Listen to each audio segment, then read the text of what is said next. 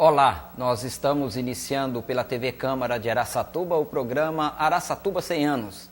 Esse programa, idealizado pela Câmara Municipal de Araçatuba, faz parte das comemorações do centenário de Araçatuba. Coincidentemente, neste ano de 2008, nós também comemoramos o centenário da imigração japonesa ao Brasil.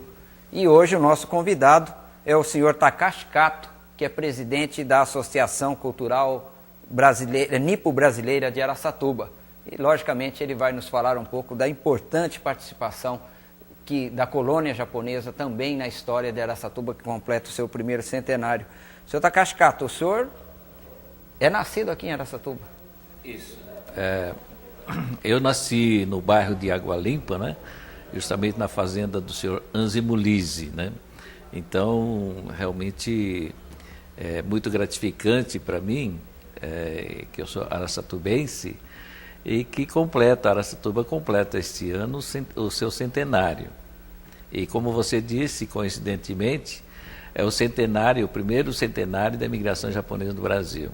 Então, esta data tão importante e significativa foi motivo de muitas comemorações e ainda até o final do ano também estaremos comemorando. Vai fazer muita coisa, né? Exato. Agora a gente sabe, seu Takashi, que os japoneses que chegaram ao Brasil em 1908, né, eles se estabeleceram no interior de São Paulo, várias famílias foram muito. Ele não foi exatamente para cá, mesmo porque aqui estava começando, né? Araçatuba ainda era uma grande mata, pode-se dizer assim. Depois, em seguida, praticamente, pouquíssimos anos de diferença, já começaram realmente a chegar aqui na região, não é? E que ano exatamente começam a chegar os primeiros imigrantes japoneses aqui na nossa região? Contando Birigui e Araçatuba. Então, como você disse, né? A primeira leva de imigrantes japoneses aqui no Brasil foi justamente a primeira leva que chegou no dia 18 de junho de 1908, né, pelo navio Kasatomaru. Então, esse grupo são 781 imigrantes japoneses que, na sua maioria, foram destinados para as fazendas de café lá da região mogiana, né? Entretanto, muitas pessoas, muitos imigrantes, não se deram bem naquela região, né? Naturalmente, uma por causa das instalações que os japoneses foram, digamos assim, foram substitutos dos escravos. Aqui a mão de obra no Brasil estava faltando. Então, e com esse pensamento, os próprios fazendeiros brasileiros não se importaram muito com a acomodação dos japoneses.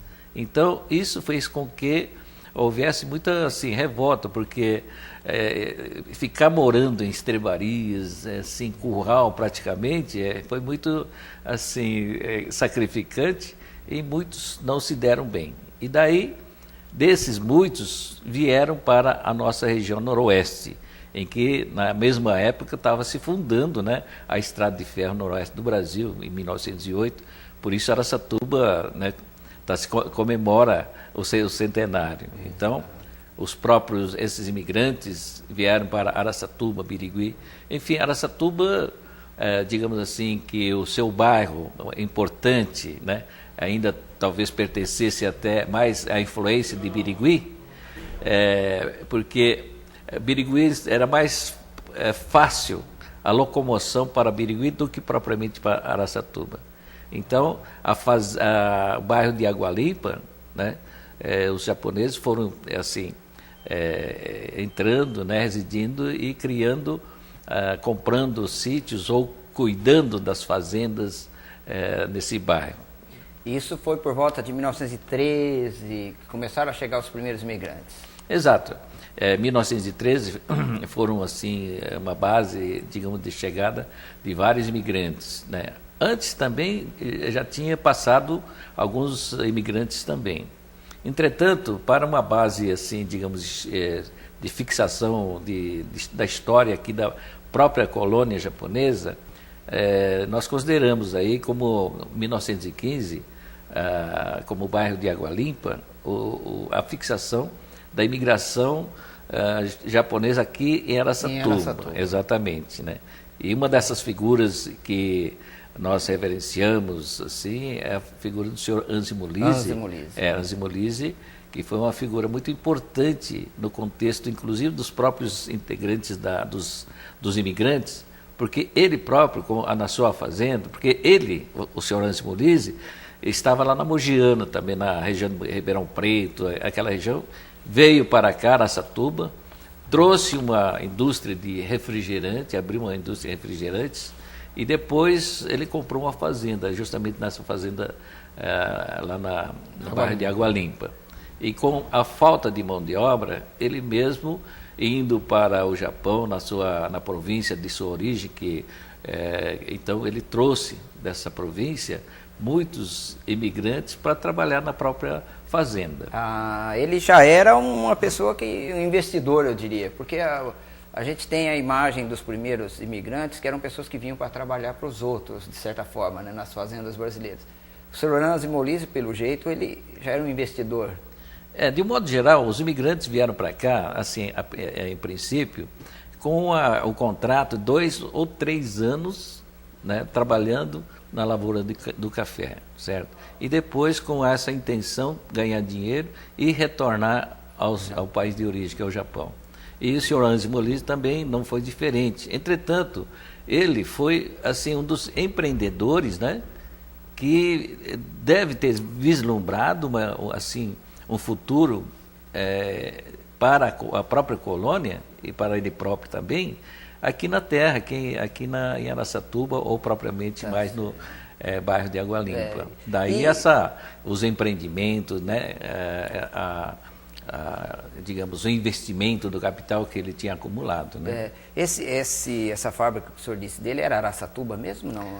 Eu não tenho apenas por citação, né? Eu não sei onde é que se fixava ou fixou essa indústria de refrigerante, mas só por citação. Então, a maior participação dele ativa foi justamente nessa parte da fazenda, né? Em que também ele, como eu disse, né, batalhou para trazer os seus conterrâneos para cá. Agora, logicamente, o grande trabalho era na agricultura. Como que eram essas primeiras famílias que estiveram ali no bairro da Água Limpa? Eles trabalhavam, era algodão, café? Não, inicialmente, praticamente, né, café mesmo, né? Porque os próprios imigrantes, o contrato, né, de trabalho era justamente lavorando café, né? Isso aí era... Agora, com o tempo, né, foram surgindo outras lavouras, digamos assim, do algodão, né, também, mas isso foi um pouquinho mais tarde. Tá certo. No início mesmo foi o café. E eram muitas famílias ali? Existe um levantamento sobre isso? Olha, só no bairro de Água Limpa, teve época em que havia mais de 200 famílias, só lá no bairro de Água Limpa, certo? Então, nós temos aí outros bairros aqui em Araçatuba, em que, naturalmente, fixando também, né? Tanto é verdade que, onde existia um grupo de japoneses, logo se pensava em quê? Numa associação. Então, fundar uma associação para o trato das coisas coletivas, né? O interesse daquela comunidade. Então foram surgindo várias associações em vários bairros. Uma delas, a Nipo Brasileira de Araçatuba, 80 anos já, seu Takashi. A associação, essa nossa atual, uma consequência, né? Foi uma consequência da união de várias associações. Nós temos aí, talvez, aí umas 30 e poucas associações em vários bairros, né? E que esses bairros, né, os diretores, os dirigentes se reuniram para fazer a unificação, né, para facilitar, inclusive, o trato das coisas de interesse comum.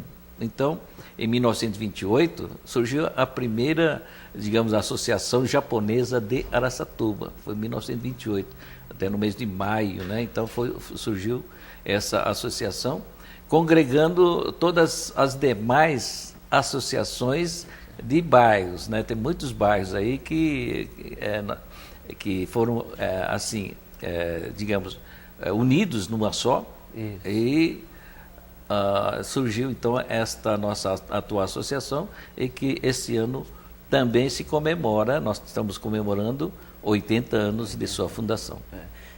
Logicamente foram muitas dificuldades dos japoneses, dos imigrantes, a questão da língua. Com certeza, né? Essa é uma parte assim realmente que é meio complicado. Por exemplo, se você, não sei se você assistiu aquele filme Haruto Natsu, né? As cartas que não chegavam, né? Não chegaram. Então, lá conta a história também, parte da história dos imigrantes, certo? Então, desde a saída do Japão, né? E viajar num navio quase 2 meses, eu acho que realmente não é muito fácil, não, né? E citando o filme, então, tem aquela família que deixou a menina de 5 anos porque tinha uma doença que era catapora, alguma coisa nesse sentido de uma doença contagiante, né? Que não poderia viajar. E a menina ficou lá no porto de Kobe, sozinha lá tal, e o resto da família veio para o Brasil, né? E chegando aqui, naturalmente, não se conhecia a língua, né? Foi uma dificuldade, e também a comida, realmente a comida, arroz, feijão, então era um sacrifício, muito difícil, né? Muito difícil, e realmente foi sacrificante, né? Essa vida dos primeiros imigrantes. Mas acredito eu que valeu a pena, né? Valeu a pena, e nós, seus descendentes, né?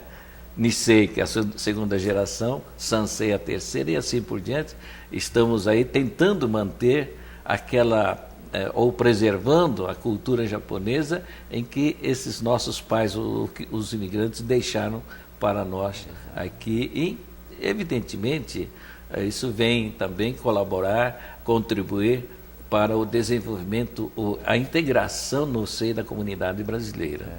Vocês, logicamente, a gente fala na imigração, a gente tem algumas coisas assim que são, já na hora a pessoa lembra, né? Falar os japoneses, já vai lembrar de algumas coisas culturais. E vocês têm realmente se preocupado em manter por exemplo, o beisebol. Realmente. Então, assim, retornando assim no tempo, quando se reunia logo no começo para fundar uma associação, por exemplo, então um grupo de japoneses, a primeira coisa que se pensava também, em primeiro lugar, mais do que a própria associação, era a escola, a educação, né? Então, mesmo que não tivesse uma escola, se houvesse um grupo de família japonesa, então reunia as crianças, alguém do grupo começava a ensinar a língua japonesa. Para não perder a identidade, né? Então, essa questão da preservação da cultura japonesa, então até hoje, como eu disse, né, nós estamos tentando preservar.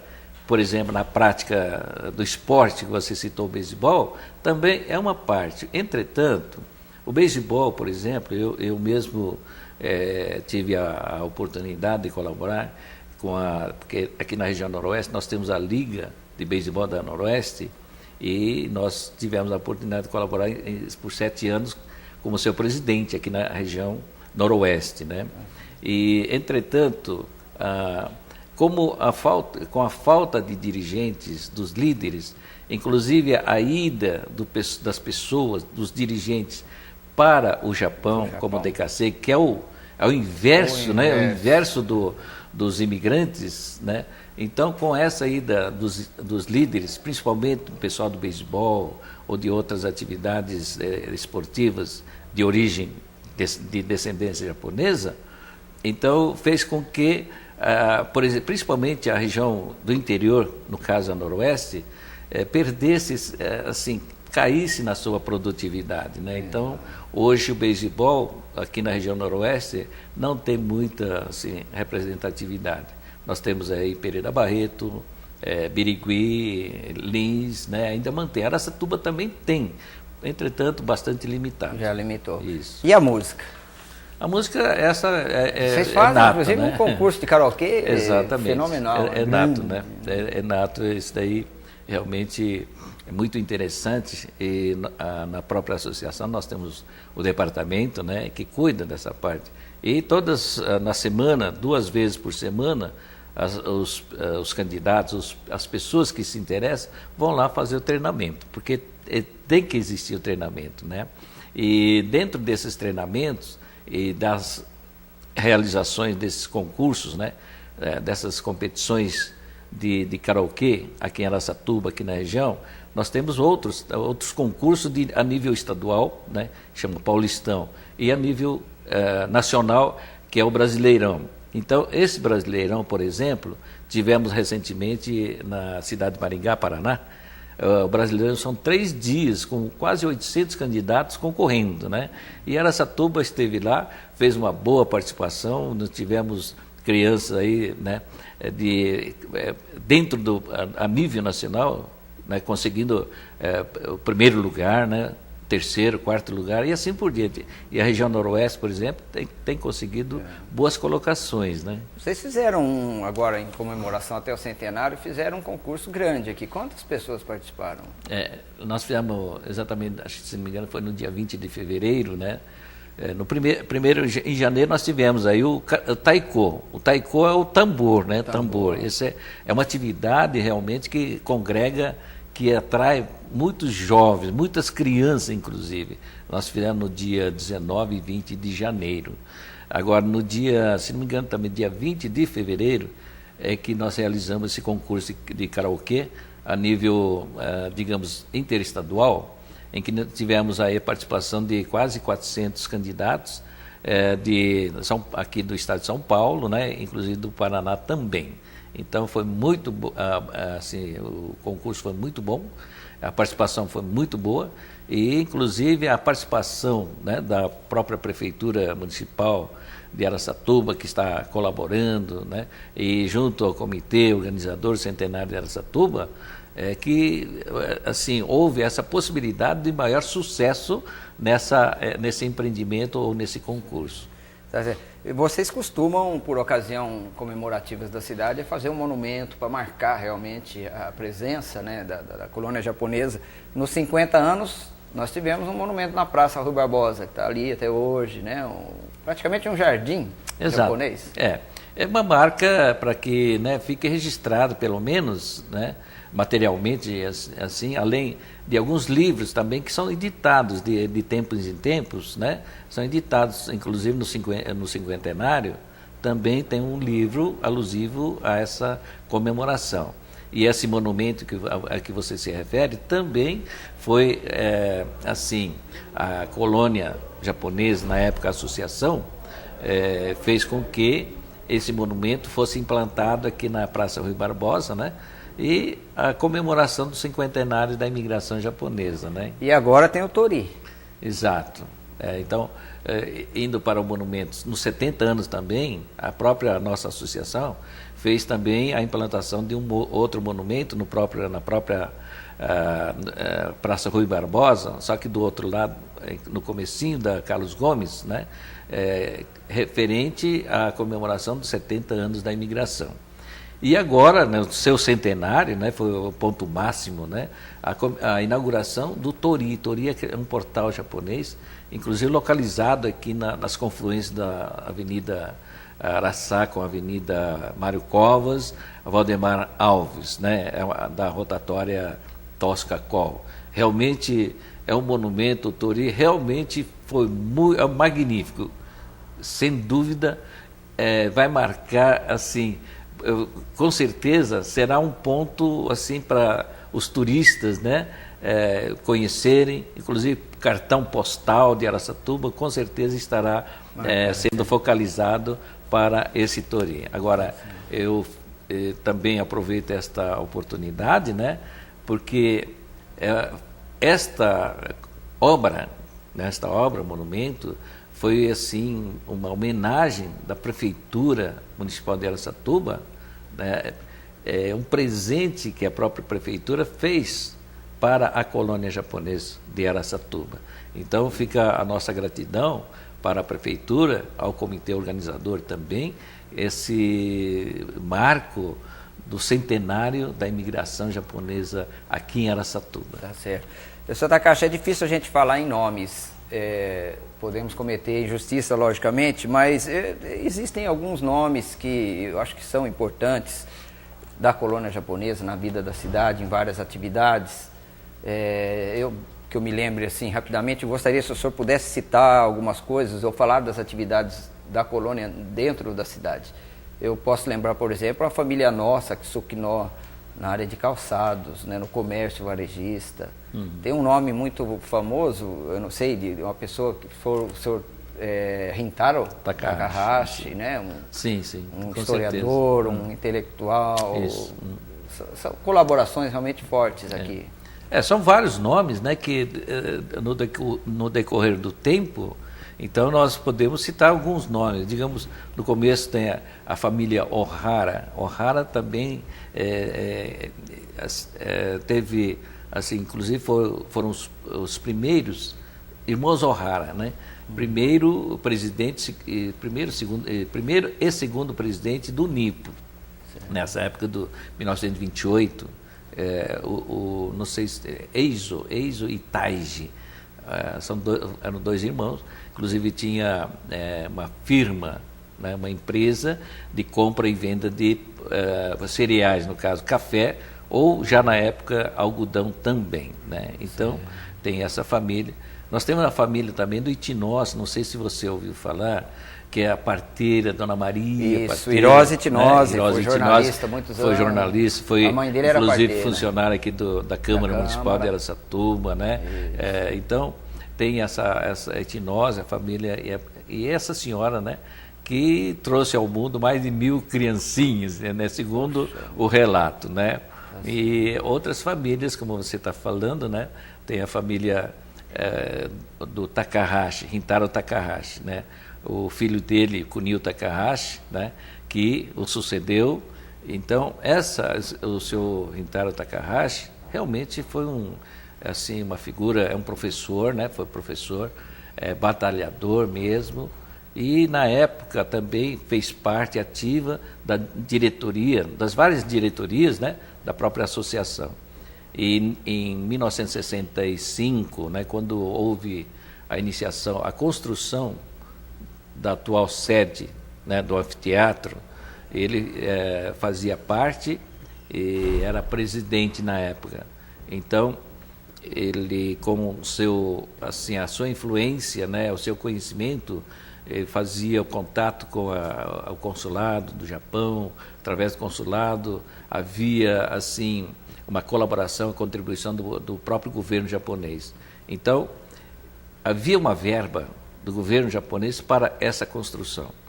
E em 68, né, 68, se não me engano, março, abril de 68, então essa verba chegou, né, gastou-se quase 3 anos para construir esse anfiteatro, e chegou essa verba e ele foi buscar lá em São Paulo, né?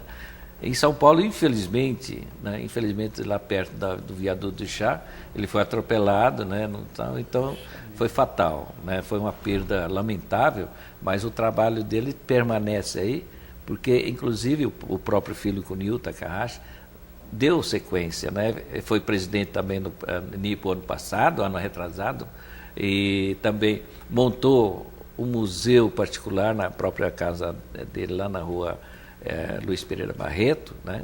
Então, foi uma figura realmente importante no contexto da evolução do trabalho cultural, inclusive educacional, aqui da própria comunidade de Araçatuba e da região. Ok. Nós estamos chegando ao final do programa. Eu gostaria de agradecer a sua presença e dizer que esse material que a gente tem gravado aqui na Câmara vai ficar para a memória da cidade em comemoração ao centenário. Também, mais à frente, vamos transformar num livro, né, sobre a história da cidade e, logicamente, que não poderia faltar a participação da colônia japonesa. Muito obrigado pela sua presença. Você poderia acrescentar alguma coisa? Pois não, né? logicamente. Como a gente fala em nome, eu às vezes não gosto de falar muito em nome, porque às vezes deixa de falar de outros nomes. Né? Destaque, mas né?